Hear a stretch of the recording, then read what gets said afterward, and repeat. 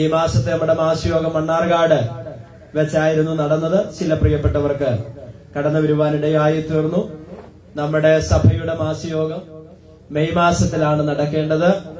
ആമേൻ. ദൈവമക്കൾ ഓർക്കുകയും പ്രാർത്ഥിക്കുകയും ചെയ്യണമെന്ന് ഈ തരുണത്തിൽ അറിയിക്കുകയാണ്. കഴിഞ്ഞ ഒരാഴ്ചക്കാലം ഞങ്ങളെ ഓർത്ത് പ്രാർത്ഥിച്ച ദൈവമക്കളോട് നന്ദി പറയുന്നു. അതുപോലെ പ്രിയ ജിനു കഴിഞ്ഞ ദിവസം ആമേ തന്റെ ജോലി സ്ഥലത്തേക്ക് കടന്നുപോയി സൗഖ്യത്തോടെ അവിടെ എത്തിച്ചേർന്നു എന്നുള്ള കാര്യം അറിയിക്കുവാനിടയായി തീർന്നു. ദൈവസഭയോട് ആമേൻ അറിയിച്ചിട്ടുണ്ട്. അതുപോലെ ദോസച്ചാന്റെ പ്രിയ ബോണി അദ്ദേഹവും കഴിഞ്ഞ ആഴ്ച തിരികെ മടങ്ങിപ്പോയി. തന്റെ യാത്രയിലും ദൈവം കൂടെയും. നമുക്കറിയാം, ലോകരാജ്യങ്ങൾ വല്ലാത്തൊരവസ്ഥയിലൂടെ കടന്നുപോയിക്കൊണ്ടിരിക്കുകയാണ്. ചില ആഴ്ചകളായിട്ട് യുദ്ധങ്ങളും യുദ്ധശ്രുതികളും നമ്മൾ കേട്ടുകൊണ്ടിരിക്കുകയാണ്.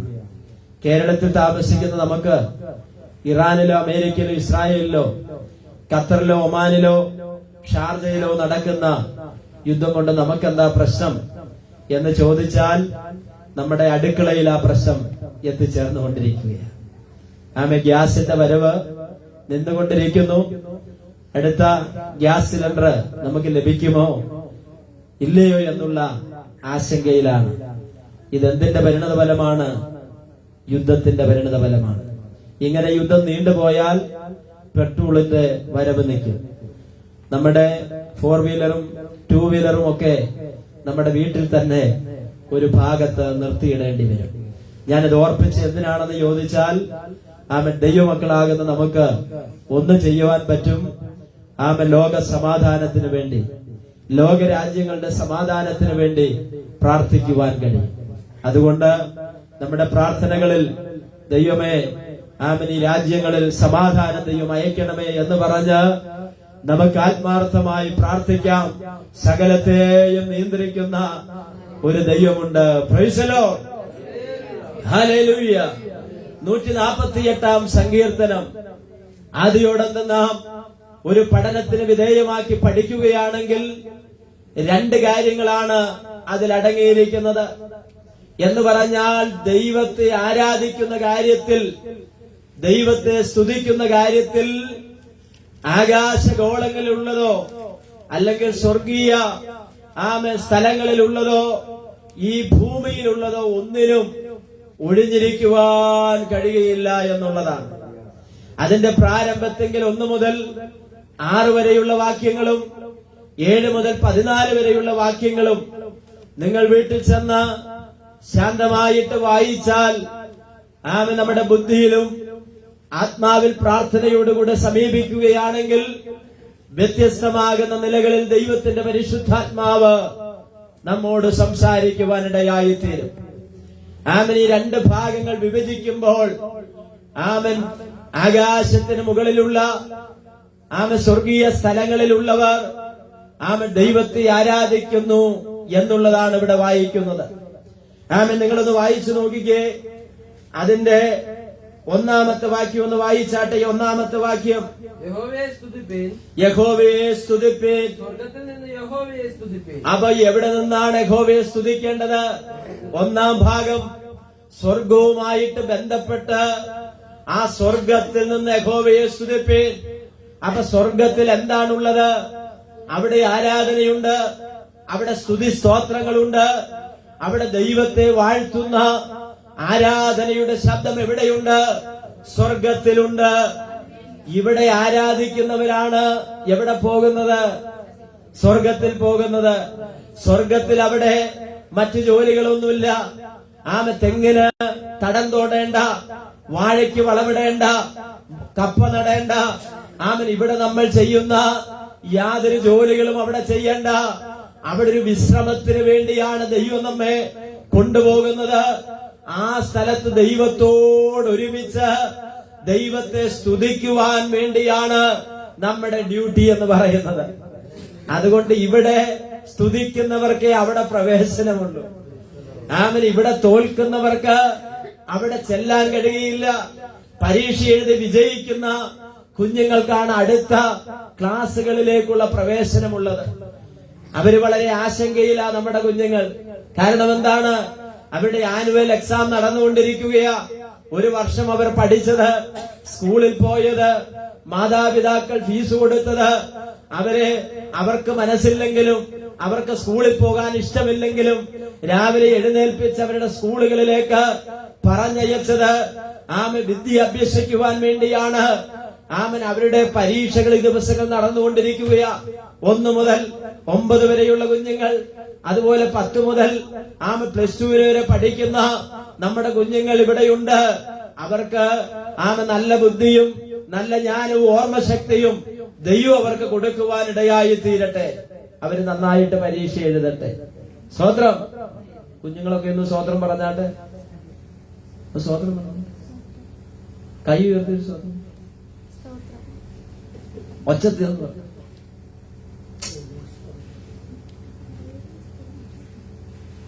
ഞാൻ തോറ്റു പോവില്ലേ? ഒന്ന് ഉറക്കെ പറഞ്ഞേ, അവരത് കേക്കട്ടെ. അവരത്രേ പറയൂ. നിങ്ങൾ രണ്ടുപേരും സ്തോത്രം. അപ്പൊ ദൈവം അനുഗ്രഹിക്കട്ടെ. അപ്പൊ ഇവിടെ പറയുകയാണ്, സ്വർഗത്തിലെ ദൂതന്മാർ ദൈവത്തെ ആരാധിക്കുന്നവരാണ്. അപ്പൊ നാം ഇവിടെ വായിച്ചത് ഇതാണ്, യഹോവയെ സ്തുതിപ്പീൻ, സ്വർഗത്തിൽ നിന്ന് യഹോവയെ സ്തുതിപ്പീൻ, ഉന്നതങ്ങളിൽ അവനെ സ്തുതിപ്പീൻ. 2ാം വാക്യം, അവന്റെ സകല ദൂതന്മാരുമായുള്ളവരെ നോക്കുകയോ. 1-ാമത്, അവന്റെ സകല ദൂതന്മാരുമായുള്ളവരെ. അപ്പൊ ഈ ദൂതന്മാർ ആരെ സ്തുതിക്കണം? ദൈവത്തെ സ്തുതിക്കണം. ദൂതനെ കണ്ടിട്ടുള്ള ആരെങ്കിലും ഉണ്ടോ ഇവിടെ? ദൂതന്മാരെ കണ്ടിട്ടുള്ളവരാരെങ്കിലും ഉണ്ടോ? ബൈബിളാണ് നമ്മളെ ദൂതന്മാരെ പരിചയപ്പെടുത്തുന്നത്. ഗബ്രിയേൽ ദൂതന്മാരുണ്ട്, മീഖായേലുണ്ട്, സാറാഫുകളുണ്ട്. ഒരുപാട് ദൂതന്മാരെ പറ്റിയും അവരുടെ ജോലികളെ പറ്റിയും വേദപുസ്തകം നമ്മെ പഠിപ്പിക്കുന്നുണ്ട്. സ്തോത്രം. ഗബ്രിയേൽ ദൂതൻ വന്ന് ഒരിക്കൽ മറിയോട് എന്താ പറഞ്ഞ്? നീ ഗർഭം ധരിച്ചൊരു മകനെ എന്ത് ചെയ്തു?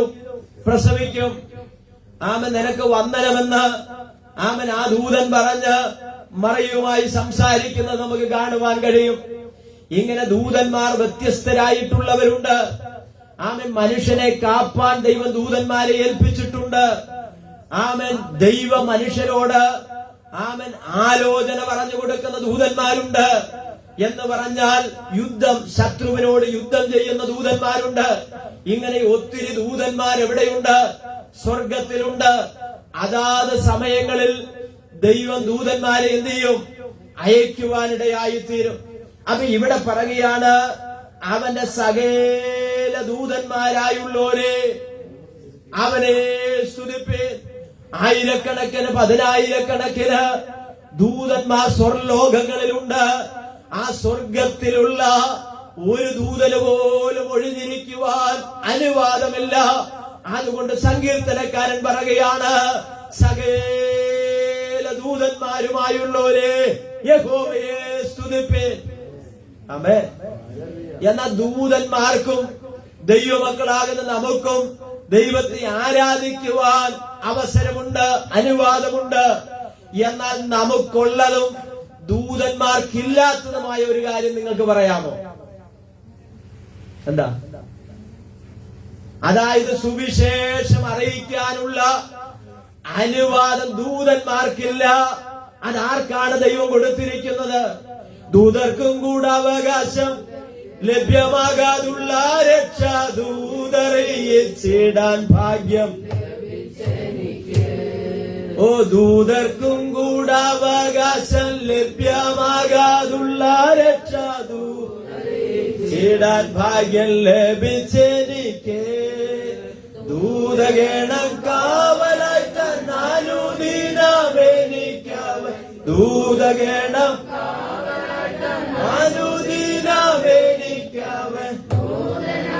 ദൂതുകളും മൂലമെന്നെ നൽകിയിടുന്നു. പാടും ഞാൻ പരമേശനു സതതം. എന്റെ പാപമെല്ലാം പോക്കിയതാൽ പാടും ഞാൻ പരമേശനു. ആ പാട്ടിന്റെ ആദ്യത്തെ വരി എന്താ പറയുന്നത്? ദൂതർക്ക് അവകാശം കിട്ടാത്ത ഒന്ന് മനുഷ്യന് ദൈവം കൊടുക്കുവാനിടയായി തീർന്നു. അതാണ് ദൈവത്തിന്റെ വചനമാകുന്ന സുവിശേഷം മറ്റുള്ളവരോട് അറിയിക്കാനുള്ള ഭാഗ്യം എനിക്ക് ലഭിച്ചു. എത്ര പേർക്ക് സുവിശേഷം പറയാൻ പറ്റിയിട്ടുണ്ട്?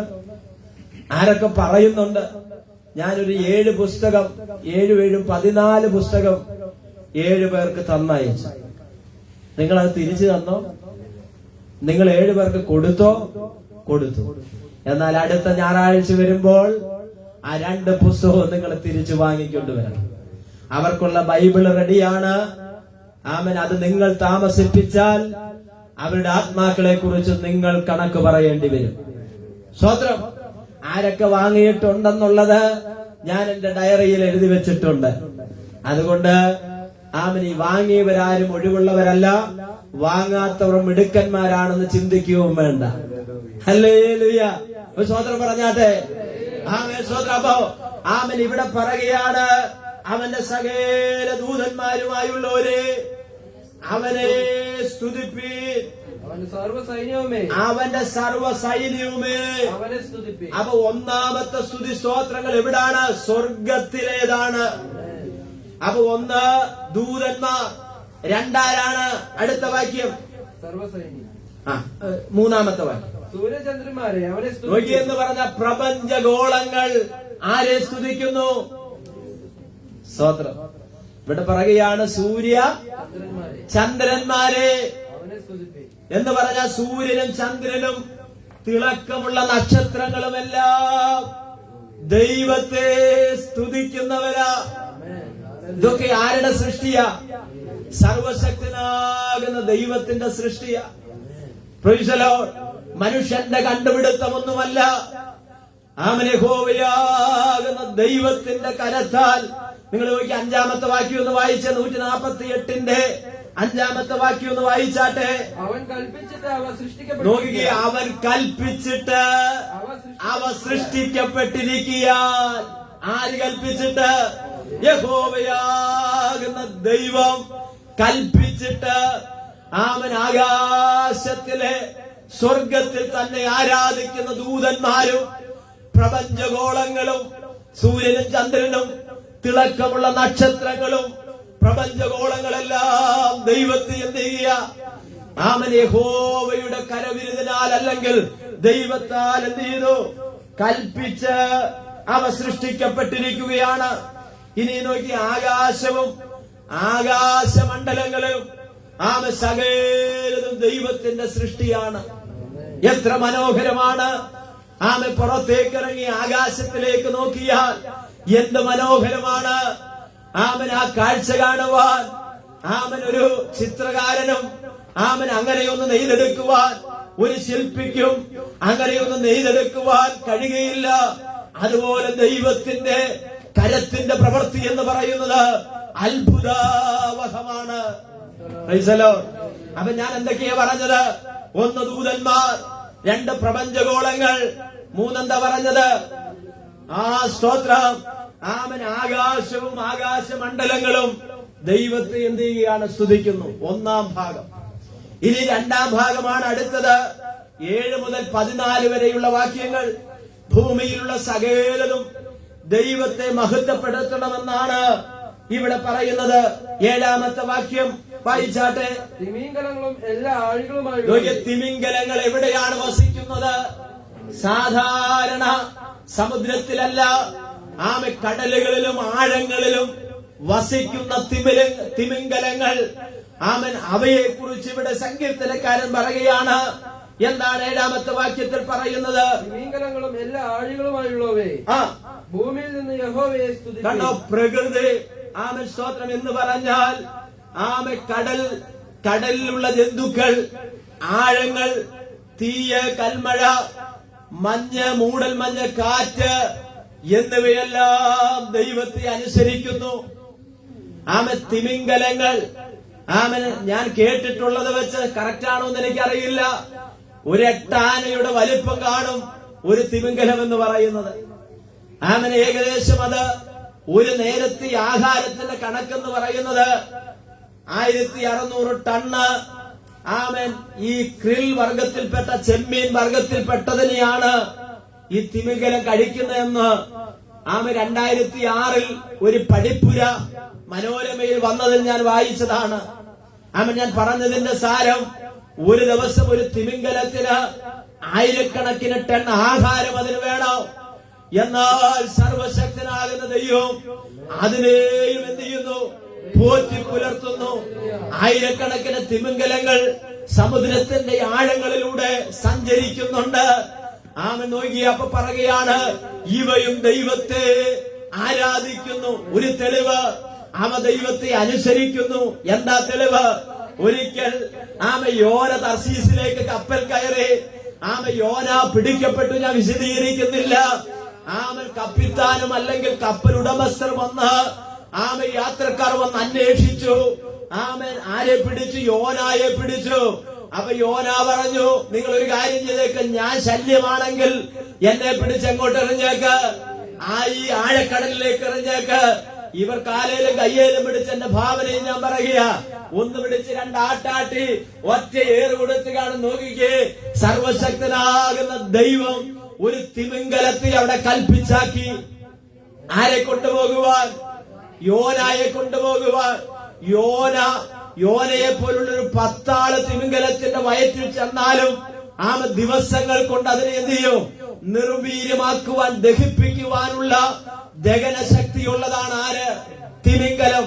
പക്ഷെ ഒരു കാര്യം ശ്രദ്ധേയമാണ്, ഈ തിമിംഗലത്തെ ഈ യോനായെ സ്തോത്രം തിമിംഗലം വിഴുങ്ങി എന്നുള്ളത് സത്യമാണെങ്കിലും ഒരു കാര്യം ഞാൻ പറയാ, സർവശക്തനാകുന്ന ദൈവം അനുവദിക്കാതെ അവനെ ആ വയറ്റിലിട്ട് ദഹിപ്പിക്കാൻ പറ്റുകയില്ല.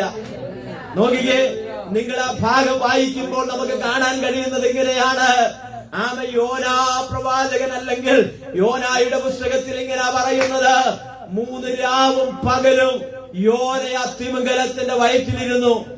അതുവരെ സ്വസ്ഥതയുള്ള തിമിംഗലം ഇപ്പോൾ അങ്ങോട്ടും ഇങ്ങോട്ടും ഓടിക്കൊണ്ടിരിക്കുകയാ. എന്താ കാരണം എന്നറിയാമോ? സാധാരണ ഇന്നുവരെ എന്റെ വയറ്റിൽ ഇരയായിട്ട് വന്നിട്ടുള്ളതിനെയെല്ലാം ഞാൻ ദഹിപ്പിച്ചിട്ടുണ്ട്. പക്ഷെ ഇവനെ ദഹിപ്പിക്കാൻ പറ്റുന്നില്ല. ഇന്ന് പകലിൽ ഞാനൊരു ദൂത് പറയാം, ശ്രദ്ധിച്ചാട്ടെ. സ്തോത്രം എന്ന് പറഞ്ഞാട്ടെ. സ്തോത്രം. ആരെയെല്ലാം ശത്രു വിഴുങ്ങിയാലും അവരെ ഇല്ലായ്മ ചെയ്താലും ദൈവത്തെ ആരാധിക്കുന്ന ഒരു ദൈവമെഴുതൽ അവനെ തകർക്കാൻ ലോകത്തിലുള്ളൊരു ശക്തിക്കും കഴിയത്തില്ല എന്നുള്ളത് ഈ തിരുവചന സത്യങ്ങൾ തെളിയിക്കുന്നതാണ്. ഹല്ലേലൂയ. ഒരുപാട് സംഭവ വികാസങ്ങൾ നമ്മുടെ ചുറ്റുപാടുകളിലുണ്ട്. തകർന്നുപോയ ഒത്തിരി കുടുംബങ്ങളുണ്ട്. തകർന്ന് തരിപ്പണമായിട്ടുള്ള ഒത്തിരി തലമുറകളുണ്ട്. അതിന്റെ നടുവിലാണ് നാം താമസിക്കുന്നത്, ജീവിക്കുന്നത്. പക്ഷെ അത് കണ്ട് നീ ഭയപ്പെടുകയല്ല. എന്റെ തലമുറയെ പരിപാലിക്കുന്ന ഒരു ദൈവമുണ്ട്. എന്റെ കുടുംബത്തെ അനുഗ്രഹിക്കുന്ന ഒരു ദൈവമുണ്ട്. എന്റെ സഭയെ അനുഗ്രഹിക്കുന്ന ഒരു ദൈവമുണ്ട്. എനിക്ക് വേണ്ടി വഴി തുറക്കുന്ന ഒരു ദൈവമുണ്ട്. ഇവിടെ ഞാൻ തകർന്നു പോകുകയില്ല. ഇവിടെ ഞാൻ നാശഹേതുവായി തീരുകയില്ല. ഇവിടെ ഞാൻ തരിപ്പണമാകുകയില്ല. എനിക്ക് വേണ്ടി വഴി തുറക്കുന്ന ഒരു ദൈവമുണ്ട്. കരങ്ങളുയർത്തി സ്തോത്രം പറ. ചിലതിനെ കണ്ട്, ചിലതിനെ നോക്കി പലപ്പോഴും ഭയത്തിന്റെ ആത്മാവ് നമ്മുടെ അകത്തെന്തിരിക്കുക, പ്രവേശിച്ചിരിക്കുകയാ. പലപ്പോഴും നിന്റെ അകത്തിരുന്ന് ആ ദുഷ്ടന്റെ ആത്മാവ് വാദിക്കുന്നില്ലേ, നിന്നെ ഞാൻ തകർത്ത് കളയോ, നിനക്കൊരു ഭാവി ഉണ്ടാകുകയില്ല, നിന്റെ കുടുംബം അനുഗ്രഹിക്കപ്പെടുകയില്ല, നീ നാശമായി തീരോ, ഈ ദേശത്ത് നിനക്ക് തലയുയർത്താൻ കഴിയത്തില്ലെന്ന് പറഞ്ഞ് നിന്റെ കാതുകളിൽ മന്ത്രിക്കുന്ന ദുഷ്ടന്റെ ശക്തികളെ ഇന്ന് പകൽക്കാലം ആത്മാവിൽ ദൈവജനം ശാസിക്കുവാനിടയായി തീരട്ടെ. ഹല്ലേലൂയ. ദുഷ്ടന്റെ ശബ്ദം കാതുകളിൽ കേട്ട് ഭയപ്പെടുവാനല്ല, ഹൃദയത്തിന്റെ അകത്ത് ആത്മാവിന്റെ തുടിപ്പുള്ള ദൈവമക്കൾ തിരിച്ചറിയണം. എന്നെ വിളിച്ചൊരു ദൈവമുണ്ട്, എനിക്ക് വേണ്ടി വഴി തുറക്കുന്നൊരു ദൈവമുണ്ട്, എന്നെ അനുഗ്രഹിക്കുന്നൊരു ദൈവമുണ്ട്. ഹല്ലേലൂയ. ഇതുവരെ നമ്മെ കൊണ്ടുവന്ന ദൈവം എത്ര വലിയ ദൈവമാണ്. ഒരുപാട് കഷ്ടങ്ങളിലൂടെ കടന്നുപോയി, ഒരുപാട് ഞെരുക്കങ്ങളിലൂടെ കടന്നുപോയി, ഒരുപാട് പരിഹാസങ്ങളിലൂടെ കടന്നുപോയി, ഒരുപാട് തകർന്ന മേഖലയിലൂടെ ഞാനും നിങ്ങളും ഒക്കെ കടന്നുപോയവരാണ്. ഒരുപക്ഷെ കടന്നുപോയിക്കൊണ്ടിരിക്കുന്നവരാണ്. ഒരു നേരത്തെ ഭക്ഷണത്തിന് വേണ്ടി കരഞ്ഞ നിമിഷങ്ങളുണ്ട്. മക്കളെ എങ്ങനെ വളർത്തുമെന്ന് ചിന്തിച്ച സമയങ്ങളുണ്ട്. കുടുംബത്തെ എങ്ങനെ പോറ്റുമെന്ന് ചിന്തിച്ച സമയങ്ങളുണ്ട്. എന്നാൽ അവിടെയെല്ലാം നമ്മുടെ കരം പിടിച്ച് നമ്മെ നടത്തിയ ദൈവത്തിന് നന്ദി പറയണം. ഹല്ലേലൂയ. ദൈവത്തിന് കൊടുക്കാൻ കഴിയുന്ന, മനുഷ്യന് കൊടുക്കാൻ കഴിയുന്ന ഏറ്റവും വലിയതാണ് നന്ദി പ്രകടനം എന്ന് പറയുന്നത്. ആ നന്ദി പ്രകടനത്തിന്റെ ഭാഗമാണ് ഈ കാണുന്നതെല്ലാം. നമ്മുടെ വസ്തുവകകൾ ദൈവത്തിന് വേണ്ട. സ്തോത്രം. നമ്മുടെ പണം ദൈവത്തിന് വേണ്ട, നമ്മുടെ വീട് ദൈവത്തിന് വേണ്ട. നമ്മളെയാണ് ദൈവത്തിന് വേണ്ടത്. ഇന്ന് പകൽക്കാലം ഞാൻ വിളിച്ചു പറയാ, നമ്മുടെ ഹൃദയം ദൈവത്തിന് ആവശ്യമാണ്. നമ്മുടെ ഹൃദയത്തിൽ നിന്ന് വരുന്ന ഓരോ സ്തുതി സ്തോത്രങ്ങളും ദൈവനാമത്തിന് നന്ദിയുള്ളതായി തീരണം. പ്രിയമുള്ളവരെ, നാം ആരും കടന്നു വന്ന വഴികളൊന്നും മറന്നു പോകരുത്. ശത്രു നമ്മുടെ പ്രാണന് വേണ്ടി വില പറഞ്ഞ സമയങ്ങളുണ്ട്. നമുക്ക് വേണ്ടി 6 അടി മണ്ണ് കുടിച്ച സമയങ്ങളുണ്ട്. നമുക്ക് വേണ്ടി ശവപ്പെട്ടിയുടെ സ്തോത്രം അഗ്രഹങ്ങൾ കൂട്ടിയടിച്ച സമയങ്ങളുണ്ട്. പക്ഷെ എന്തുകൊണ്ടാണ് ദൈവം നമ്മെ നിർത്തിയിരിക്കുന്നത്? ദൈവത്തിന്റെ മഹത്വത്തിന് വേണ്ടിയാ. സ്തോത്രം. ഹല്ലേലൂയ. അപ്പൊ നോക്കിയാൽ ഞാൻ മടങ്ങി വരട്ടെ. പ്രകൃതി ദൈവത്തെ ആരാധിക്കുന്നവരാണ്. സ്തോത്രം. പർവ്വതങ്ങൾ, കുന്നുകൾ, ഫലവൃക്ഷങ്ങൾ, ദേവദാരുക്കളെല്ലാം ദൈവത്തെ എന്ത് ചെയ്യുന്നു? ആരാധിക്കുന്നു. ജീവജാലങ്ങൾ, മൃഗങ്ങൾ, കന്നുകാലികൾ, ഇഴജന്തുക്കൾ, പറവകൾ ദൈവത്തെ എന്ത് ചെയ്യുന്നു? ആരാധിക്കുന്നു. ഇങ്ങനെയാണ് ആ വാക്യങ്ങളിൽ. ഒന്ന് വായിച്ചാട്ടെ മോനെ. തീയും കന്മഴയും ഹിമവും ആവിയും അവന്റെ വചനം അനുഷ്ഠിക്കുന്ന കൊടുങ്കാറ്റും പർവ്വതങ്ങളും സകല കുന്നുകളും ഫലവൃക്ഷങ്ങളും സകല ദേവദാരുക്കളും മൃഗങ്ങളും സകല കന്നുകാലികളും ഇഴജന്തുക്കളും പർവ്വജാതികളും ഭൂമിയിലെ രാജാക്കന്മാരും സകല വംശങ്ങളും. നോക്കിക്കേ. അപ്പൊ പ്രകൃതി, ഭൂപ്രകൃതി, ജീവജാലങ്ങൾ, ഒടുവിൽ പറയുകയാണ് മനുഷ്യൻ. അതാണ് പറയുന്നത്. എന്താ? പ്രഭുക്കന്മാർ, രാജാക്കന്മാരും സകല വംശങ്ങളും ഭൂമിയിലെ പ്രഭുക്കന്മാരും സകല ന്യായാധിപന്മാരും യുവാക്കളെ യുവതികളും വൃദ്ധന്മാരും ബാലന്മാരും നോക്കി ഇവരൊക്കെയും ഇതിൽ നിന്ന് ആർക്കും ഒഴിഞ്ഞിരിക്കുവാൻ കഴിയുകയില്ല. രാജാക്കന്മാരും പ്രഭുക്കന്മാരും യുവതികളും യുവാക്കന്മാരും വൃദ്ധന്മാരും ബാലന്മാരും. ഞാൻ പ്രായമായല്ലോ, ഇനി എനിക്കൊന്നും പറ്റത്തില്ല എന്ന് പറഞ്ഞ് ഒഴിഞ്ഞിരിക്കാൻ പറ്റില്ല. യുവാക്കൾ പറയുകയാണ്, ഇതെന്റെ ആരോഗ്യം കൊണ്ടാ. സ്തോത്രം. ഈ ആരോഗ്യം സ്തോത്രം. ഒരു പനി വന്നാൽ തീരുന്നേ ഉള്ളൂ. എത്ര ആരോഗ്യമുള്ളവരാണെങ്കിലും നിവർന്നു നിൽക്കണമെങ്കിൽ ദൈവത്തിന്റെ ബലം നമുക്ക് ആവശ്യമാണ്. അപ്പോൾ ഞാൻ പറഞ്ഞു വന്ന 2 ഭാഗങ്ങളാണ്. ഒന്നാമത്തെ ഭാഗം സ്വർഗത്തിലുള്ളതും രണ്ടാമത്തെ ഭാഗം എന്ന് പറയുന്നത് ഭൂമിയിലുള്ളതുമാണ്. അപ്പൊ ഈ ഭാഗം നമ്മളിങ്ങനെ പഠിച്ചപ്പോൾ നമുക്ക് മനസ്സിലാക്കാൻ കഴിയുന്നത്, ദൈവത്തെ മഹത്വപ്പെടുത്തുന്നതിൽ, ദൈവത്തെ സ്തുതിക്കുന്നതിൽ നിന്ന് ലോകത്തിലുള്ള ഒന്നിനും ഒഴിഞ്ഞിരിക്കുവാൻ ദൈവം അനുവാദം കൊടുക്കുന്നില്ല. അങ്ങനെയാണെങ്കിൽ മനുഷ്യരാകുന്ന നാം എത്രത്തോളമാണ്? 147ന്റെ 9ാമത്തെ വാക്യം ഒന്ന് ചേർത്ത് വായിച്ചാട്ടെ. അവൻ മൃഗങ്ങൾക്കും കരയുന്ന കാക്കക്കുഞ്ഞുങ്ങൾക്കും കരയുന്ന കാക്കക്കുഞ്ഞുങ്ങൾക്കും അതതിന്റെ ആഹാരം കൊടുക്കുന്നു. അശ്വബലത്തിൽ അവൻ ഇഷ്ടം തോന്നുന്നു. മതി. സ്തോത്രം. നോക്കി, ഇവിടെ ദൈവം മനുഷ്യനെ സംരക്ഷിക്കുന്ന കാര്യത്തിലും സൂക്ഷിക്കുന്ന കാര്യത്തിലും ദൈവം ഒത്തിരി വിചാരമുള്ള. സ്തോത്രം. അതുകൊണ്ടാണ് തിരുവചനം പറയുന്നത്, നിങ്ങൾ ഒന്നിനെ കുറിച്ചും വിചാരപ്പെടും. നിങ്ങളുടെ വിചാരങ്ങളല്ല എന്റെ വിചാരം, നിങ്ങളുടെ വഴികളല്ല എന്റെ വഴികൾ. അപ്പൊ ഒരു ദൈവം ഇതിനെ സംബന്ധിച്ചിടത്തോളം ദൈവം നമ്മളെ കുറിച്ച് ആഗ്രഹിക്കുന്ന വഴികളും ദൈവം നമ്മെ കുറിച്ച് ആഗ്രഹിക്കുന്ന ദൈവത്തിന്റെ വിചാരങ്ങളെ തിരിച്ചറിയുക എന്നുള്ളത്. നമ്മുടെ വഴി മനുഷ്യന് തന്റെ വഴി എന്ത് ചെയ്യും? ചൊവ്വായി തോന്നും. പക്ഷെ ദൈവത്തിന്റെ ഹിതം എന്താണെന്ന് നമ്മൾ എന്ത് ചെയ്യണം? തിരിച്ചറിയണം. അപ്പൊ നോക്കി, ഇവിടെ പറയുകയാണ്, അവൻ മൃഗങ്ങൾക്കും കരയുന്ന കാക്ക കുഞ്ഞുങ്ങൾക്കും എന്ന് പറഞ്ഞാൽ, ഞാൻ അതിനെക്കുറിച്ചൊന്ന് ചിന്തിച്ചപ്പോ കഴിഞ്ഞ ആഴ്ച ഞാൻ സംസാരിക്കാനിരുന്നത്, അവൻ നോക്കിയേ, അവൻ ഈ കാക്ക കുഞ്ഞുങ്ങളെ, കാക്കകൾ ചിലപ്പം അതിന് തീറ്റി കൊടുക്കാതെ ചിലപ്പോ ഉപേക്ഷിക്കേണ്ട സാഹചര്യങ്ങൾ വരും. സ്വത്രം അങ്ങനെ ഒരു വിശ്വാസം നിലനിൽക്കുന്നുണ്ട്. ഈ കാക്ക കുഞ്ഞുങ്ങൾ ഉപേക്ഷിക്കപ്പെടുന്ന ഒരു സമയമുണ്ട്. എന്നാൽ ഉപേക്ഷിക്കപ്പെടുന്ന സമയത്ത് സർവശക്തനായ ദൈവം പറയുകയാണ്, ഒരു കാക്ക കുഞ്ഞിന്റെ നിലവിളിയും ആര് കേൾക്കുന്നു? ദൈവം കേൾക്കുന്നു. നമ്മളൊന്നും അതിനെ അങ്ങനെ ശ്രദ്ധിക്കാറില്ല. നമ്മൾ ശ്രദ്ധിക്കുന്ന എപ്പോഴാ? നമ്മുടെ കുഞ്ഞിന്റെ കൈ ബിസ്ക്കറ്റ് കൊടുത്ത് മുറ്റത്തോട്ട് വിട്ട് നമ്മുടെ കൊച്ചിന്റെ കയ്യിലിരിക്കുന്ന ബിസ്ക്കറ്റ് കൊത്താൻ വരുന്ന കാക്ക, അപ്പോഴാണ് നമ്മൾ എന്ത് ചെയ്യുന്നത്? ശ്രദ്ധിക്കുന്നത്. പക്ഷെ തിരുവചനം പറയുകയാണ്, കരയുന്ന കാക്ക കുഞ്ഞുങ്ങൾക്കും, അതിന് ഭക്ഷണം കിട്ടാതെ, ആഹാരം കിട്ടാതെ കരയുന്നൊരു കാക്ക കുഞ്ഞുങ്ങൾക്കും എങ്ങനെ പറയുന്നത്? ആഹാരം കൊടുക്കുമെന്നല്ല, വളരെ ശ്രദ്ധിക്കണം. അതിന്റെ ആഹാരം, സ്വത്രം, ഈ കാക്ക കുഞ്ഞിന് കൊണ്ടുപോയിട്ട് സ്വത്രം കുറുക്കം തിന്നുന്ന ഭക്ഷണം കൊടുത്താൽ തിന്നാൻ പറ്റും. കോഴി തിന്നുന്ന ഭക്ഷണം കൊടുത്താൽ അതിന് തിന്നാൻ പറ്റും. കാക്ക കുഞ്ഞിന് തിന്നണ്ട ആഹാരം എന്താണോ അത് ദൈവം കൊടുക്കും. ഒരാട് തിന്നുന്നത് പുല്ലാണെങ്കിൽ ആടിന് വേണ്ട ആഹാരം കൊടുക്കും. ഒരു സിംഹം കഴിക്കേണ്ടത് മാംസമാണെങ്കിൽ ദൈവം അതിനത് കൊടുക്കും. അവനൊരു കഴുകന് ഭക്ഷിക്കേണ്ടത് മൃതദേഹങ്ങളാണെങ്കിൽ അത് ദൈവം എന്ത് ചെയ്യും? കൊടുക്കും. ഞാൻ പറഞ്ഞതിന്റെ സാരം, അതിന്റെ ആഹാരം. അങ്ങനാണെങ്കിൽ നമുക്കൊന്ന് പറയാം, മനുഷ്യരാകുന്ന നമുക്ക് വേണ്ടുന്ന ആഹാരം എന്താണ്? അത് ദൈവം നമുക്ക് തരും. സ്വതന്ത്രം. നമ്മൾ എത്ര കഴിച്ചാലും എത്ര കിലോടെ കഴിക്കും.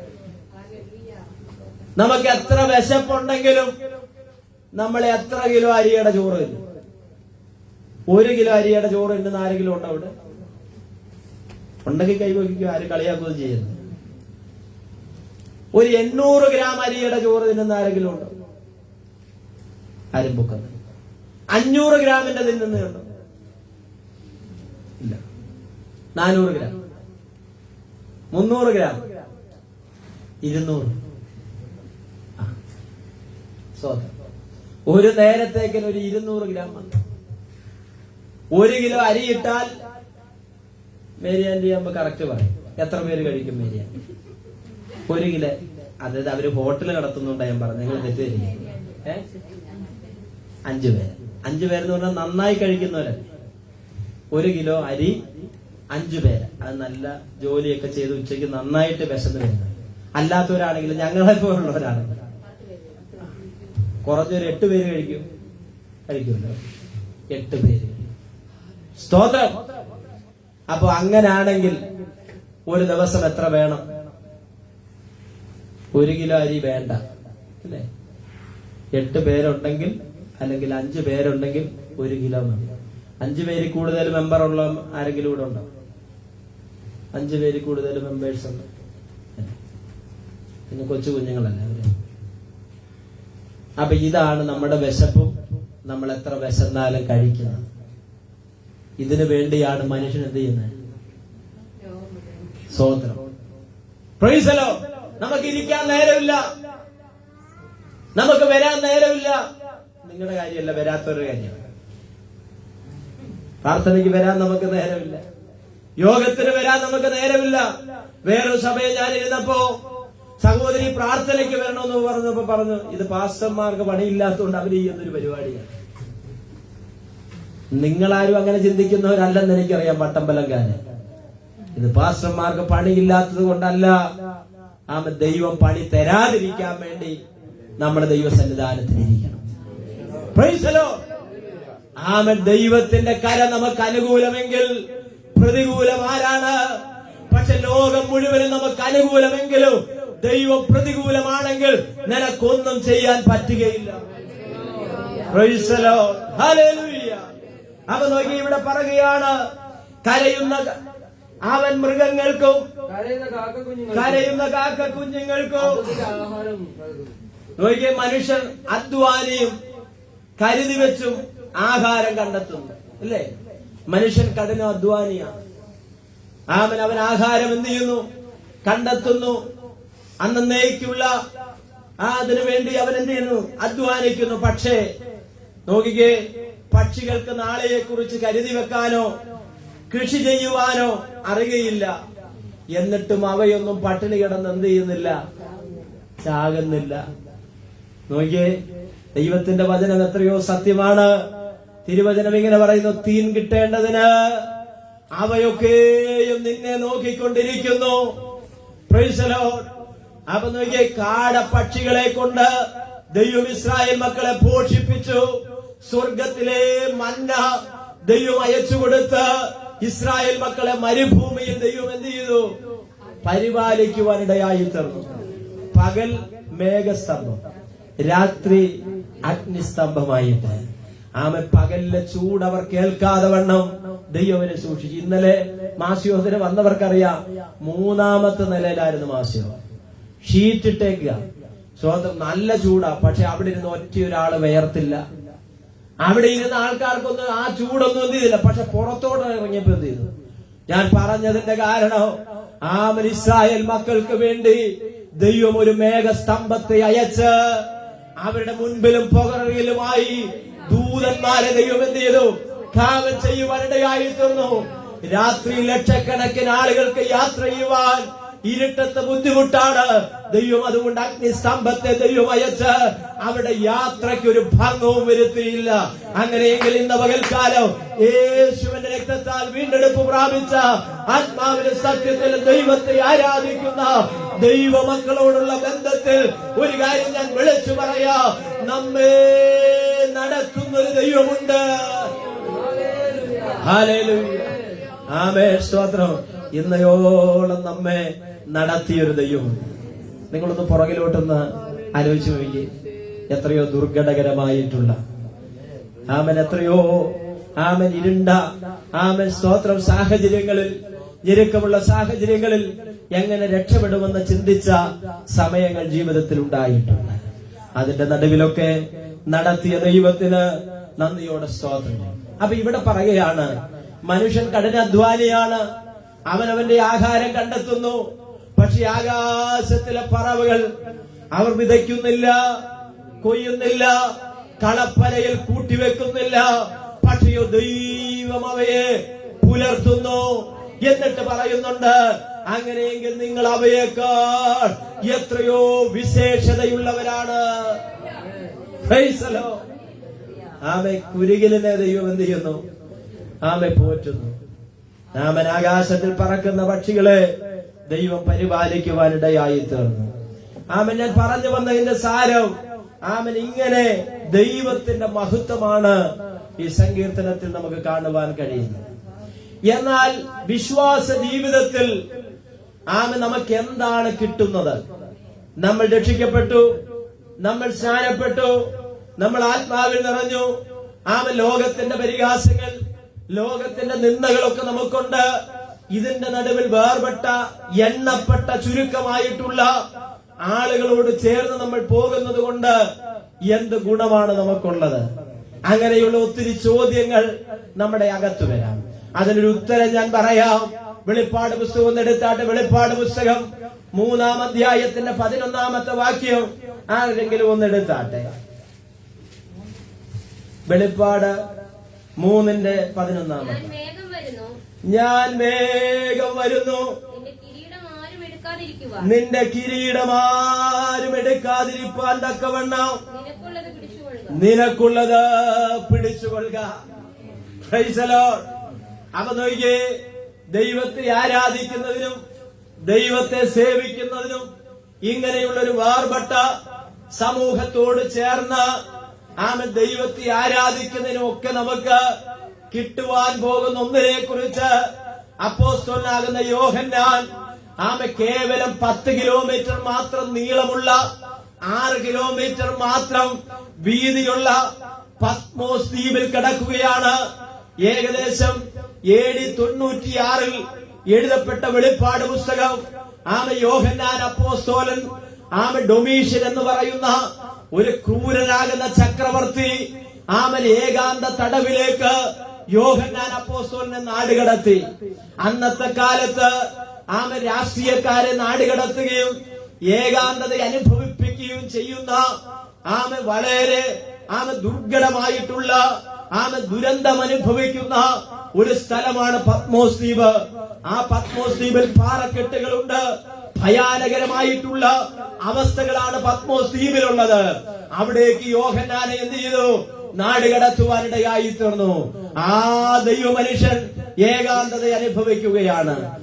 നമുക്കറിയാം, ഒരു മനുഷ്യന്റെ ഏകാന്തത അവന്റെ മാനസിക നില തെറ്റിച്ചു കളയും. ഒരു മനുഷ്യൻ ഒരു പരിധിക്കപ്പുറം ഏകാന്തത അനുഭവിച്ചു കഴിഞ്ഞാൽ അവന്റെ സമനില തെറ്റിപ്പോകുവാനിടയായി തീരും.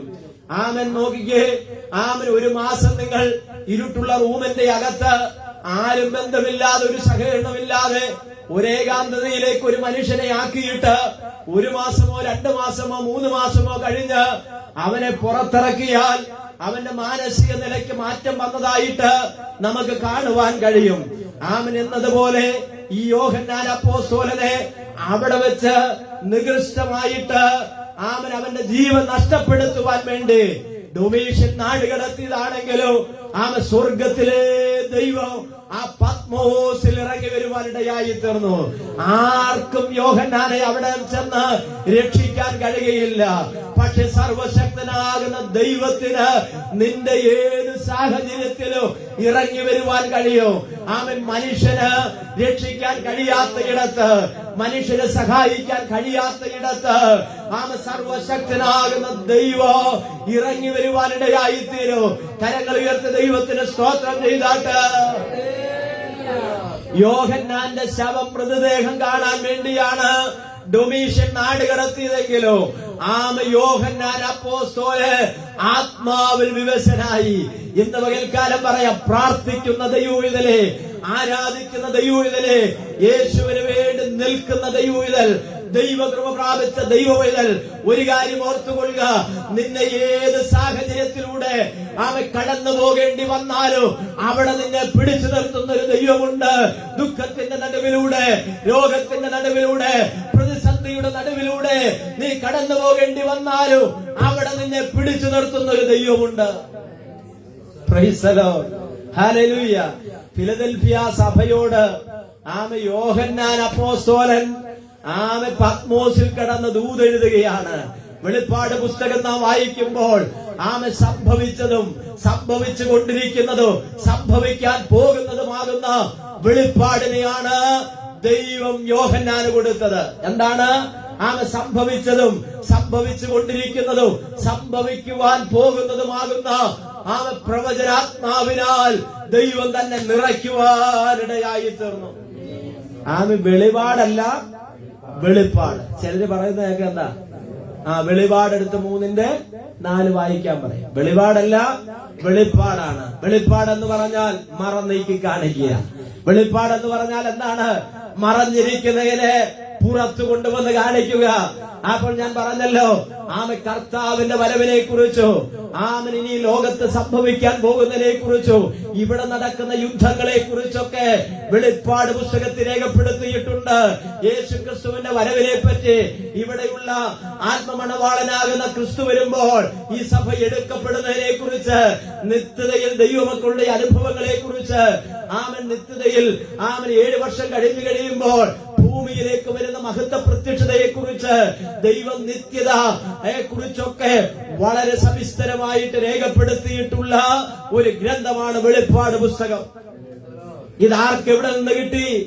യോഹന്നാൻ അപ്പോസ്തലന് കൊല്ലാൻ വേണ്ടി നാടുകടത്തപ്പെട്ട ആത്മാവിന്റെ അനുഭവമുള്ള യോഹന്നാൻ അപ്പോസ്തലൻ സാഹചര്യത്തെ കണ്ട് ഭയപ്പെട്ടില്ല. ഇന്ന് പകലിൽ ഞാൻ പറയാം, ചെങ്കടലിന്റെ തിരമാലയെ കണ്ട് നീ ഭയപ്പെടരുത്. ഈശാന മൂലനാകുന്ന കാറ്റിനെ കണ്ട് നീ ഭയപ്പെടരുത്. നിന്റെ ശരീരത്തിൽ നിന്നെ അലട്ടുന്ന ചില രോഗങ്ങളുണ്ട്. നിന്നെ അലട്ടുന്ന ചില ഭയത്തിന്റെ ആത്മാവുണ്ട്.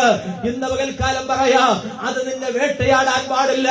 നിന്റെ അകത്ത് വസിക്കുന്ന, നിന്റെ അകത്ത് പകർന്നിരിക്കുന്ന ഒരു അഭിഷേകമുണ്ട്, ഒരു ആത്മശക്തിയുണ്ട്, ഒരു ദൈവകൃപയുണ്ട്. ഹല്ലേലൂയ. ശക്തിയോടെ ദൈവത്തിന് മഹത്വം കൊടുത്താട്ടെ. ആരൊക്കെ എന്തിനെയൊക്കെ ഭയപ്പെട്ടിരിക്കുന്നത് ഇന്ന് പകൽക്കാലം പരിശുദ്ധാത്മാവ് കാണുകയാണ്. നിന്നെ വേട്ടയാടിക്കൊണ്ടിരിക്കുന്ന രോഗമാണോ നിന്നെ ഭയപ്പെടുത്തുന്നത്? എവിടെങ്കിലും വീണ് പോയാൽ ഇനി എനിക്ക് എഴുന്നേൽക്കാൻ പറ്റുമോ എന്ന് ഭയപ്പെട്ടുകൊണ്ടിരിക്കുന്ന സഹോദര, പ്രിയ മാതാവേ, പ്രിയ പിതാവേ, ഇന്ന് പകൽക്കാലം നിന്നെ നോക്കി ദൈവത്തിന്റെ ആത്മാവിൽ തിരുവചനത്തിലൂടെ വിളിച്ചു പറയുകയാണ്, നീ ഭയപ്പെടരുത്. ഞാൻ മരിക്കുകയില്ല, ഞാൻ ജീവനോടെ ഇരുന്ന് ദൈവത്തിന്റെ പ്രവൃത്തികളെ വർണ്ണിക്കൂ. ഹല്ലേലൂയ. അപ്പൊ നോക്കൂ, മറഞ്ഞിരിക്കുന്നതെല്ലാം വെളിച്ചത്ത് കൊണ്ടുവരുവാനിടയായി തീർന്നു. ഇവിടെ പറയുകയാണ് യോഹന്നാൻ, സ്തോത്രം, ഈ ഫിലദൽഫിയ സഭയ്ക്ക് വേണ്ടിയുള്ള ദൂതാണ്. 7 സഭകൾക്കുള്ള ദൂതുകൾ ആരെഴുതി അവിടെ കിടന്ന്? യോഹന്നാൻ അപ്പോസ്തലൻ എഴുതി. ആ സഭകളുടെ പേരെന്ന് പറയാമോ? ഒന്നാമത്തെ സഭ ഏതാണ്? എഫെസോസ് സഭ. രണ്ടാമത്തെ സഭ ഏതാണ്? സ്മുർന. മൂന്നാമത്തെ സഭ പെർഗമോസ്, സർദീസ്, പിന്നെ ഫിലദൽഫിയ, ലവോദിക്കിയ, തുയത്തൈര. 7 സഭകൾക്കുള്ള ദൂതുകൾ പത്മോസിൽ കിടന്ന് ആരെഴുതി? യോഹന്നാൻ എഴുതി. നോക്കിയ സാഹചര്യങ്ങളെ മറന്ന്, സാഹചര്യങ്ങൾ വിപരീതമാണെങ്കിലും അനുകൂലമല്ലെങ്കിലും അവിടെ കിടന്ന് തന്റെ തൂലിക ചലിപ്പിക്കുവാൻ തുടങ്ങി. സ്തോത്രം. അപ്പൊ നോക്കി, 6ാമത്തെ സഭയാകുന്ന ഫിലദൽഫിയ ദൈവസഭയോട് പരിശുദ്ധാത്മാവ് പറയുകയാണ്. ആ വാക്യം ഒന്ന് വായിച്ച്, അതിന്റെ 7ാമത്തെ വാക്യം, 3:7. ഫിലദൽഫിയയിലെ സഭയുടെ ദൂതൻ എഴുതുകയാണ്, വിശുദ്ധനും സത്യവാനും ദാവീദിന്റെ താക്കോലുള്ളവനുമായി ആരും അടയ്ക്കാതെ വണ്ണം തുറക്കുകയും ആരും തുറക്കാതെ വണ്ണം അടയ്ക്കുകയും ചെയ്യുന്നവൻ അരുളി ചെയ്യുന്നത്. നോക്കിയേ, ആരരുളി ചെയ്യുന്നത്? ആരും തുറക്കാതെ വണ്ണം അടയ്ക്കുകയും ആരും അടയ്ക്കാതെ വണ്ണം തുറക്കുകയും ചെയ്യുന്നു. സ്തോത്രം. ഇവിടുത്തെ ഏത് കൊല്ലൻ വന്നാലും ദൈവം അടച്ചത് തുറക്കാൻ പറ്റില്ല. ഇവിടുത്തെ ഏത് മന്ത്രവാദി വന്നാലും ദൈവം അടച്ചത് തുറക്കാൻ പറ്റത്തില്ല. പക്ഷെ ദൈവം തുറന്നത്, ഇവിടെയുള്ള ഏത് മന്ത്രവാദി വന്നാലും ഏത് ശകുനവാദി വന്നാലും അതിനെ അടയ്ക്കുവാനും കഴിയുകയില്ല. ദൈവമക്കൾ ഒരു സ്തോത്രം പറഞ്ഞാട്ടെ. നിങ്ങൾ പ്രസംഗം കേട്ടിട്ട് പോകാം, പക്ഷെ ആത്മാവിൽ നിങ്ങൾ ഏറ്റെടുത്താൽ നിങ്ങൾക്ക് വേണ്ടി വഴികൾ ദൈവം തുറക്കും. നിങ്ങൾക്ക് വേണ്ടി തുറക്കുന്ന ഒരു വഴി ദൈവത്തിന്റെ വഴിയാണ്. അതിനെ അടയ്ക്കുവാൻ ആർക്കും കഴിയുകയില്ല. ഹല്ലേലൂയ. അപ്പോ സഭയോട് പറയുകയാണ്, ആരും തുറക്കാതെ വണ്ണം അടയ്ക്കുകയും ആരും അടയ്ക്കാതെ വണ്ണം തുറക്കുകയും ചെയ്യുന്ന ഞാൻ അരുളി ചെയ്യുന്നു. അടുത്ത വായിച്ചാട്ടെ. നോക്കിക്കേ, ഈ ഫിലദൽഫിയ ദൈവസഭയെ പരിശുദ്ധാത്മാവ് നോക്കിയപ്പോ പറയുകയാണ്, ഞാൻ നിന്റെ പ്രവൃത്തി അറിയുന്നു. നമ്മൾ എന്താണ് ചെയ്യുന്നതെന്നുള്ളത് വട്ടമ്പലം സഭയുടെ പ്രവൃത്തിയെ ആരറിയുന്നു? ദൈവം അറിയുന്നു. ഫിലദൽഫിയ ദൈവസഭയുടെ പ്രവൃത്തി ആരറിയുന്നു? ദൈവം അറിയുന്നു. സ്തോത്രം. അടുത്തെന്താ പറയുന്നത്? ഞാൻ നിന്റെ മുമ്പിൽ ഒരു വാതിൽ തുറന്നു വെച്ചിരിക്കുന്നു. ഇതാ ഞാൻ നിന്റെ മുൻപിൽ, യോഹന്നാനെ, നിന്റെ മുൻപിൽ ഒരു വാതിൽ ഞാൻ തുറന്നു വെച്ചിരിക്കുകയാ. ഡൊമീഷ്യൻ എന്തിരിക്കുക? നിനക്കെതിരെ അത് കൊട്ടി അടച്ചിരിക്കുകയാ. ഇന്ന് പകൽക്കാലം പറയാ, നിന്റെ കുടുംബത്തിന് നേരെ ശത്രു ചില വാതിലുകൾ അടച്ചിട്ടിരിക്കുകയാ. ചില വാതിലുകൾ അടച്ചിട്ടിരിക്കുക. പക്ഷെ ഇന്ന് പകൽക്കാലം അത് കണ്ട് നീ നിരാശപ്പെടുകയല്ല. അടയപ്പെട്ട വാതിലിന് നേരെ അധികാരത്തിന്റെ ശബ്ദം ഉയർത്തിക്കൊണ്ട് യേശുവിന്റെ നാമത്തിൽ അതിനെ തുറക്കുവാൻ കൽപ്പിക്കണം. ആത്മാവിൽ ദൈവമക്കൾ കരകളടിച്ച് ദൈവത്തിന് മഹത്വം കൊടുക്ക്. ഇന്ന് പകൽക്കാലം ഇത് നിന്റെ ദിവസമാണ്.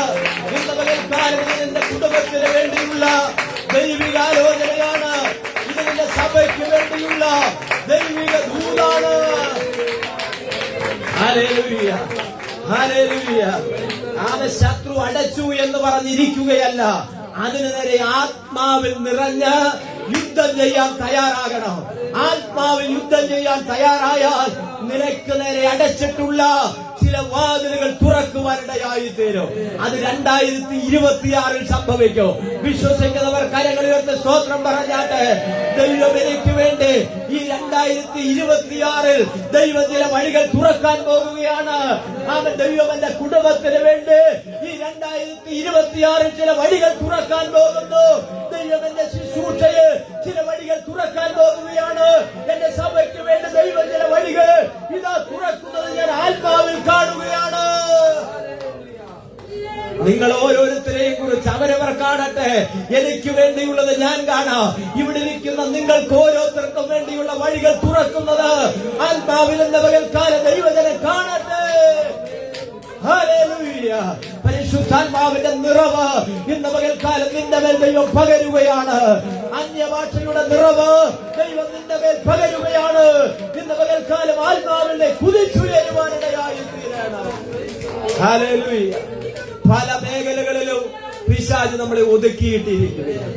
പല മേഖലകളിലും നമ്മെ എഴുന്നേൽക്കാൻ കഴിയാത്തതുപോലെ ആത്മാവിൽ മുന്നേറുവാൻ കഴിയാതെ ആമെ കൈകളും കാലുകളും ഒക്കെ ബന്ധിച്ചിട്ടിരിക്കുന്ന അവസ്ഥ ആത്മാവിൽ ദൈവജനം കണ്ട് ഉണരുവാൻ തയ്യാറാകണം. സ്തോത്രം. ഹല്ലേലൂയ.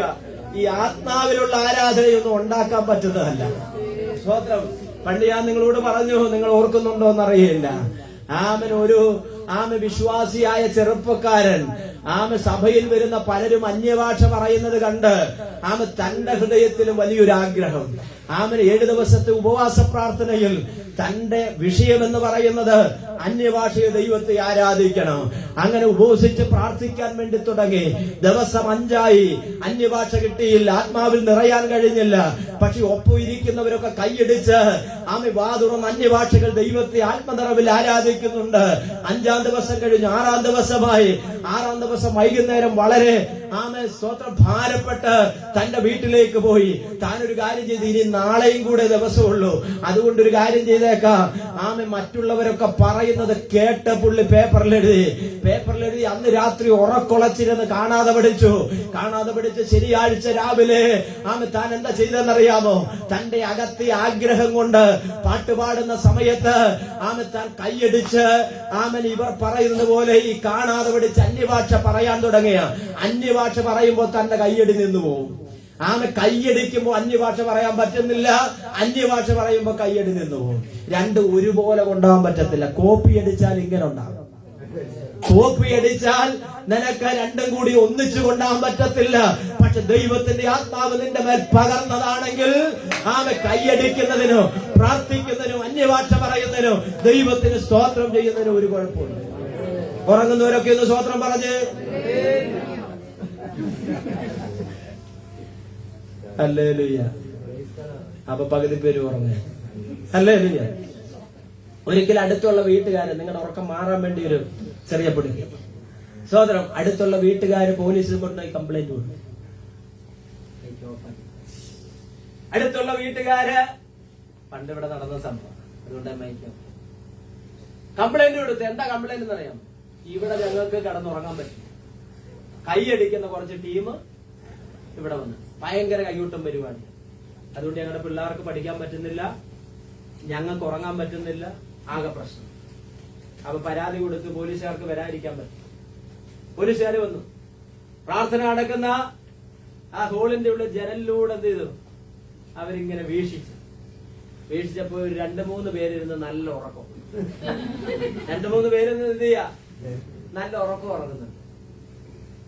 അപ്പൊ പോലീസുകാര് മൗനമായിട്ട് പരാതി തന്നവരെ വിളിച്ചു. ഇവിടെ വരാൻ പറഞ്ഞു. നിങ്ങൾക്കെല്ലാം ഉറക്കമില്ലാത്ത, പക്ഷെ നോക്കി ഈ ആരാധിക്കുന്നതിന് നടുവിലിരുന്ന് ഉറങ്ങുന്ന ആൾക്കാരെ കണ്ടു. സ്വന്തം അപ്പം ആരാധനയുടെ ഇടയില് ഉറങ്ങുന്നതിനൊരു സുഖം. ഹല്ലേലൂയ.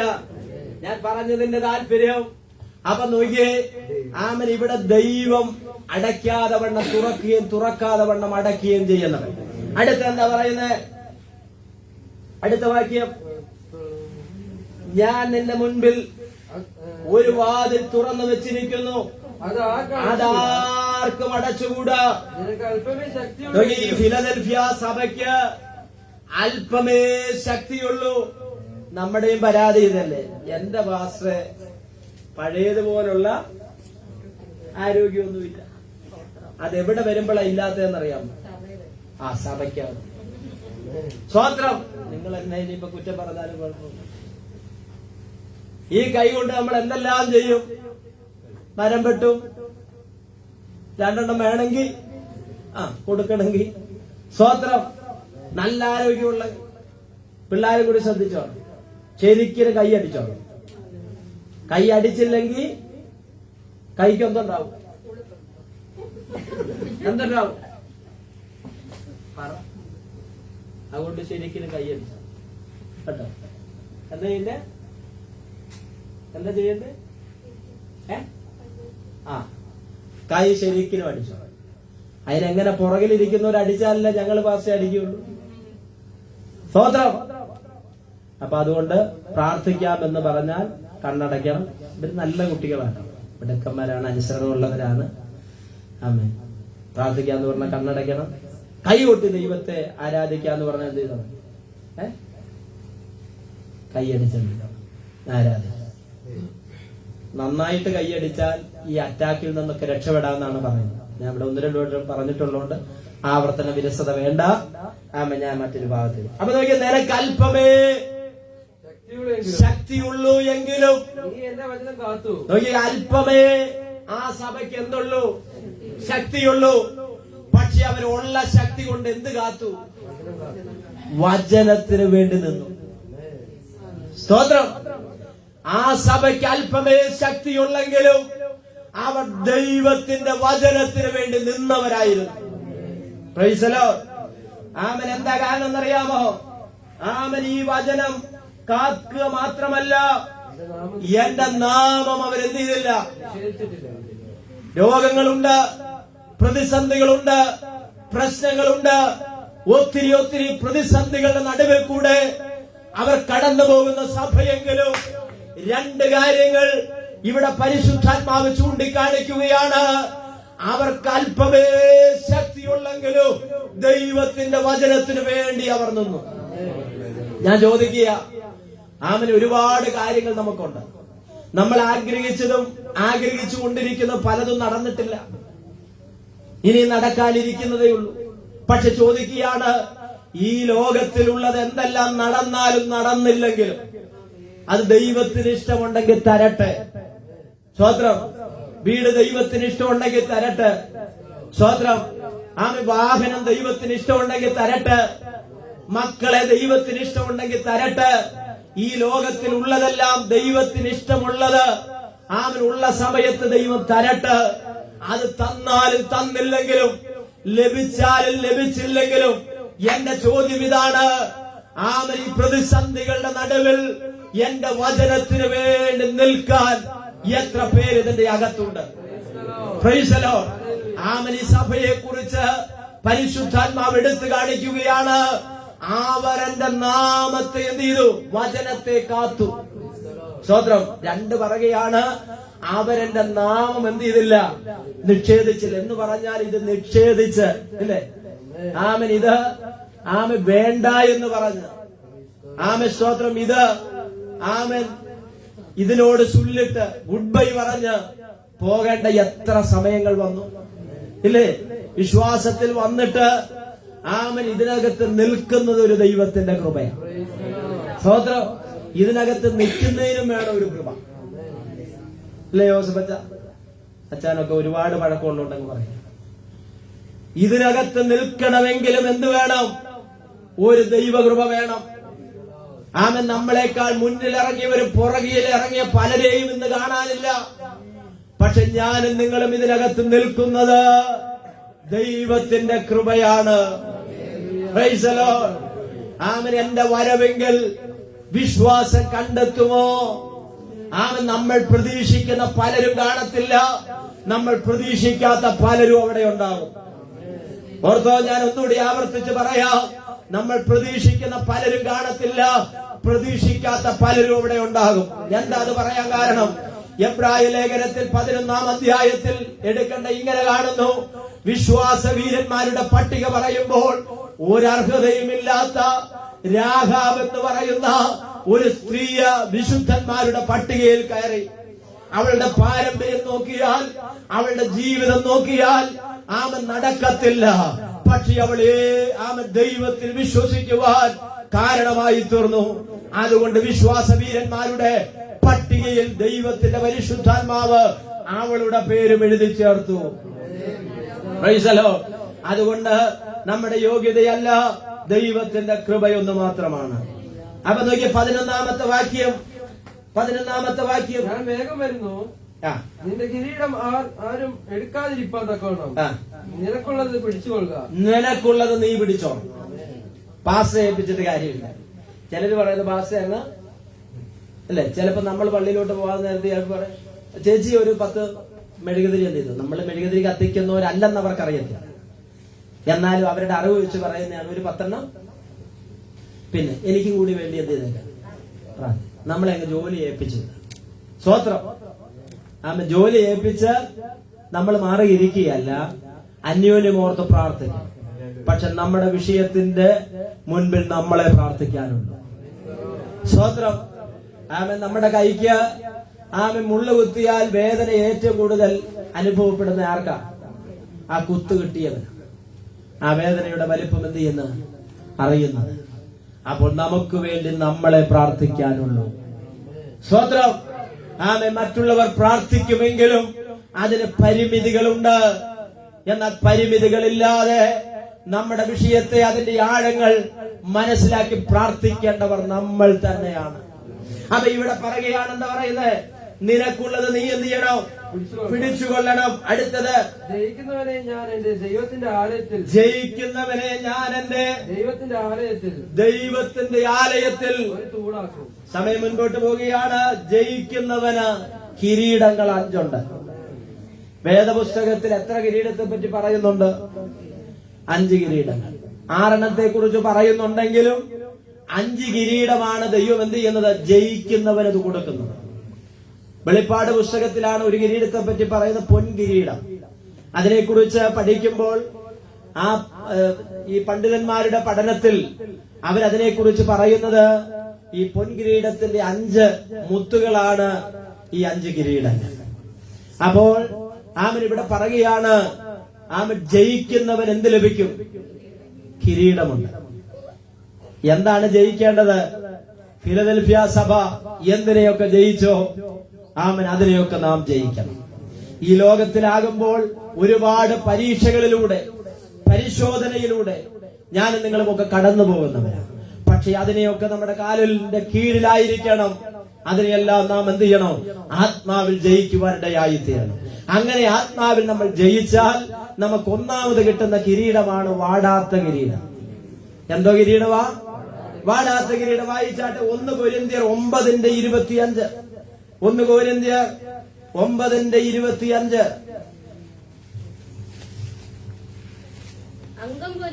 അംഗം പൊരുതുന്നവൻ സകലത്തിലും വർജനം ആചരിക്കുന്നു. വാടുന്ന കിരീടവും ലോകർ വാടുന്നത് പ്രാപിക്കും.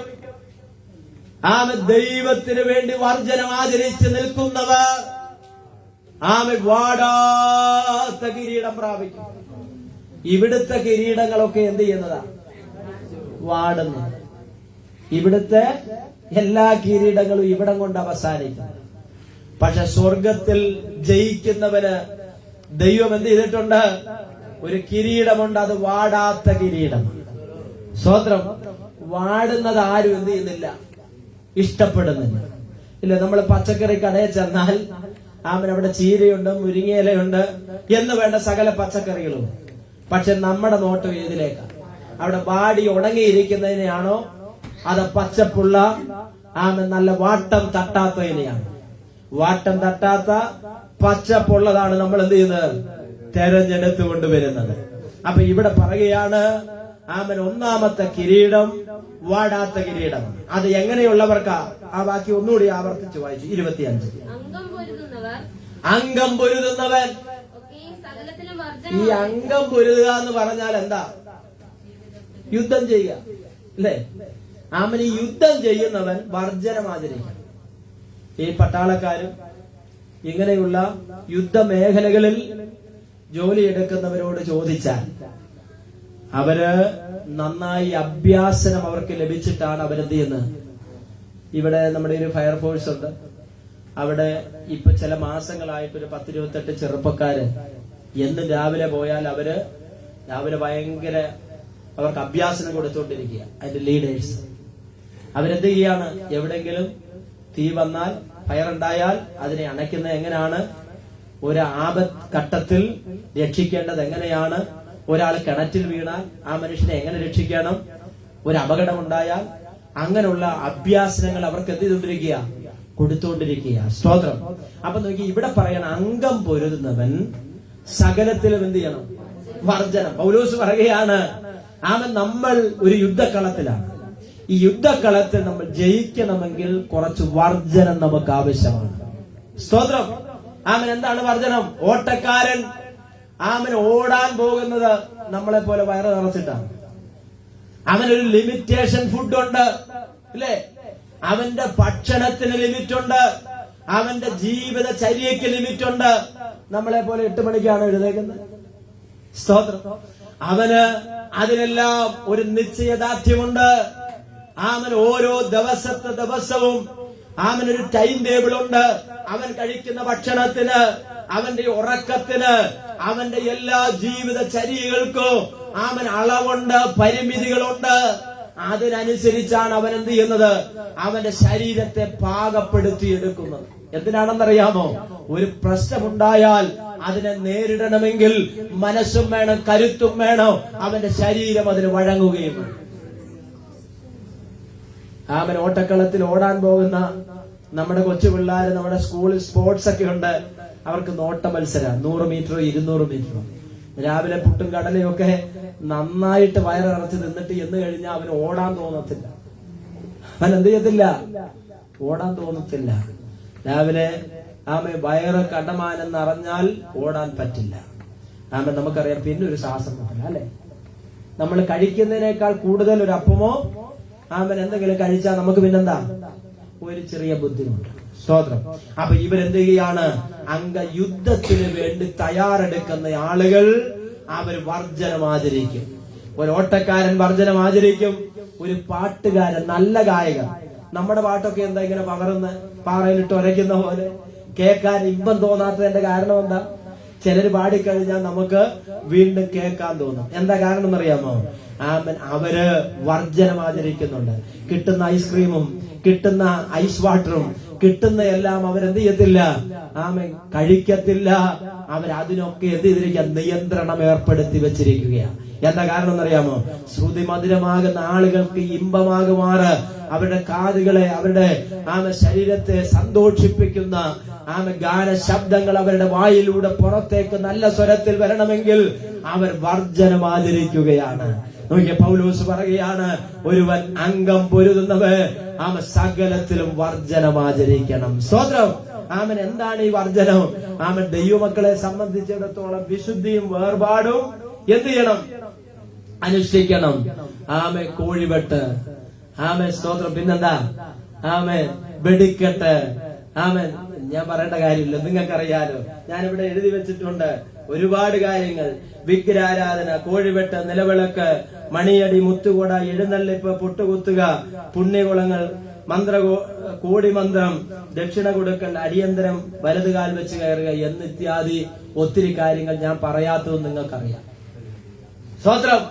ഇതിനൊക്കെ എന്ത് ചെയ്യണം? പണ്ട് നമ്മൾ പറയുമായിരുന്നു, പല്ലി ചലച്ചു കഴിയുമ്പോൾ നോക്കിയടി സത്യം, മൂക്ക് ഇങ്ങനെ, എന്താ, മൂക്ക് എരിഞ്ഞാൽ പറയും നിന്റെ കുറ്റം, നിങ്ങളൊന്നും ഇവിടുത്തുകാരല്ല, നിങ്ങളുടെ കുറ്റം. അങ്ങോട്ട് ഇറങ്ങുമ്പോ പൂച്ച നമ്മേക്കാൾ ധൃതിയിൽ എന്ത് ചെയ്യും, അത്യാവശ്യമുള്ളോട്ട് പോകുക. സ്വതന്ത്രം. പിന്നെ വീട് പൂട്ടി ഇറങ്ങി എന്തോ മറന്നു, തിരിച്ചു വന്നാൽ ശകനപ്പെടും. സ്വതന്ത്രം. ദിവസം നോക്കുന്ന, മാസം നോക്കുന്ന, കാലം നോക്കുന്ന ഒത്തിരി ആളുകളുടെ ഇടയിലാണ് നമ്മളായിരിക്കും. സംഭവമൊക്കെ സ്നാനപ്പെട്ടു, രക്ഷിക്കപ്പെട്ടു, പ്രാർത്ഥനയ്ക്ക് വരുന്നുണ്ട്. എന്നാലും അടിയന്തരത്തിന് അവര് വിളിച്ചതല്ലേ, നിങ്ങൾ പിണങ്ങരുത്. 28 കെട്ടുമ്പോ 28ാമത്തെ ദിവസം തന്നെ നിങ്ങളൊരു 27 പോയി വന്നു നോക്കി, അല്ലെങ്കിൽ 29 പോയി വന്നു നോക്കി. സ്വത്രം ഇങ്ങനെയുള്ള ഒരുപാട് കാര്യങ്ങൾ. ആമേൻ. കല്യാണം കഴിച്ച പെണ്ണ് വരുമ്പോ ഏത് കാലം വെക്കണ്ടേ? വലത് കാലം. ഇടത് കാലം വെച്ച് കയറിയാൽ എന്താ പറ്റില്ല? സ്വന്തം. പിന്നെ ഈ കല്യാണ ആലോചന വരുമ്പോ നോക്കുന്നൊരു സംഗതി ഉണ്ടല്ലോ, ജാതകം പൊരുത്തം നോക്കുക, പുറകേന്ന് വിളിക്കുക, തിരിഞ്ഞു നോക്കുക. രാഹുകാലം. മുഹൂർത്തം നോക്കുക. അമ്മാച്ചൻ വന്നില്ല, സമയമെല്ലാം ഇവിടെ ഓക്കെയാ, പക്ഷെ അമ്മാച്ചൻ വരാതെ എന്ത് ചെയ്തില്ല. സംഭവം എന്താ? അമ്മാച്ചൻ എപ്പോഴേ എത്തി, പക്ഷെ മുഹൂർത്തം എന്ത് ചെയ്തിട്ടില്ല, ആയിട്ടില്ല. ഞാൻ പറഞ്ഞതിന്റെ കാരണം ഇങ്ങനെയുള്ള എല്ലാത്തിൽ നിന്നും ദൈവമക്കൾ എന്തായിരിക്കണം? പോയതിനെയും പോട്ടെ. ഞാനൊരു ദിവസം പെരുന്തൽമണ്ണ ഇങ്ങനെ പ്രസംഗിച്ചുകൊണ്ടിരുന്നപ്പോ ബേക്കിയിരുന്ന ഒരു അമ്മ പറഞ്ഞു, എന്റെ ഭാഷ അതൊക്കെ എന്നാ പറഞ്ഞു തരണ്ടേ? ഇതൊക്കെ സ്വതന്ത്രം. അപ്പൊ ഞാൻ പറഞ്ഞതിന്റെ കാരണം ഇതെല്ലാം ലേവ്യ പുസ്തകത്തിൽ വീട്ടിൽ ചെന്ന് വായിച്ചാൽ മതി, സമയമില്ല, നമുക്ക് 12 മണിക്ക് ആശീർവാദം പറയണ്ടേ.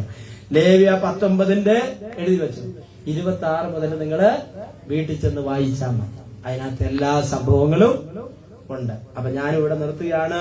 അപ്പൊ നോക്കി, വർജനം ആചരിക്കണം. ആ ബാക്കി ഒന്നുകൂടി വായിച്ച് 25. അംഗം പൊരുതുന്നവൻ സകലത്തിലും വർജനമാചരിക്കണം. അതോ അവർ വാടുന്ന കിരീടവും നാം വാടാത്തതും എന്ത് ചെയ്യണം? അംഗം പൊരുതുന്നവൻ സകലത്തിലും. ഞാനിവിടെ നിർത്തുകയാണ്. സ്തോത്രം. ബാക്കിയുള്ള കിരീടം സമയമുണ്ടെങ്കിൽ നമുക്ക് അടുത്ത ആഴ്ച എന്ത് ചെയ്യാം, ചിന്തിക്കാം. അപ്പം ജയിക്കുന്നവന് ദൈവം എന്തു കൊടുക്കും? വാടാത്ത കിരീടം കൊടുക്കും. ആ വാടാത്ത കിരീടം ദേവട്ട നമുക്ക് കിട്ടണമെങ്കിൽ എന്താണ് നമ്മൾ വർജിക്കേണ്ടത്? അംഗം പൊരുതുന്നവൻ സകലത്തിലും എന്ത് ചെയ്യണം? അമ്മാമെ വർജനം ആചരിക്കണം. സകലത്തിലും വർജനം ആചരിക്കണം. ഒരു നിമിഷം നമ്മുടെ കണ്ണുകൾ അടച്ചാട്ടെ. ഇന്ന് പകൽക്കാലം ദൈവത്തിന്റെ ആത്മാവ് ഒരു വിഷയത്തിലൂടെ അല്ലെങ്കിൽ മറ്റൊരു വിഷയത്തിലൂടെ നിങ്ങളുടെ ഹൃദയത്തിൽ ചാട്ടുളി പോലെ ഇന്ന് പകൽക്കാലം ദൈവത്തിന്റെ ആത്മാവ് നിങ്ങളെ കുത്തി നോവിച്ചെങ്കിൽ നിങ്ങൾ എന്നോട് പിണങ്ങരുത്. ഇവിടെ ഇരിക്കുന്ന ആരോടും ദേഷ്യപ്പെടരുത്. ദൈവത്തിന്റെ പരിശുദ്ധാത്മാവ് നിങ്ങളുടെ മാത്രം ഹൃദയത്തോട് ഇടപെട്ടതാണ്, നമ്മോട് മാത്രം സംസാരിച്ചതാണ്. അതിന്റെ മുൻപിൽ ദൈവമേ, ഞാൻ എന്നെ തന്നെ സമർപ്പിക്കുന്നു, എന്നെ തന്നെ ഞാൻ ദൈവകരങ്ങളിൽ ഏൽപ്പിക്കുന്നു എന്ന് പറഞ്ഞ് ഈ വചനത്തിന് മുൻപാകെ പ്രാർത്ഥനയോടുകൂടി നമുക്കായിരിക്കാം. ഈ വചനങ്ങളാൽ ദൈവം നമ്മെ അനുഗ്രഹിക്കാം.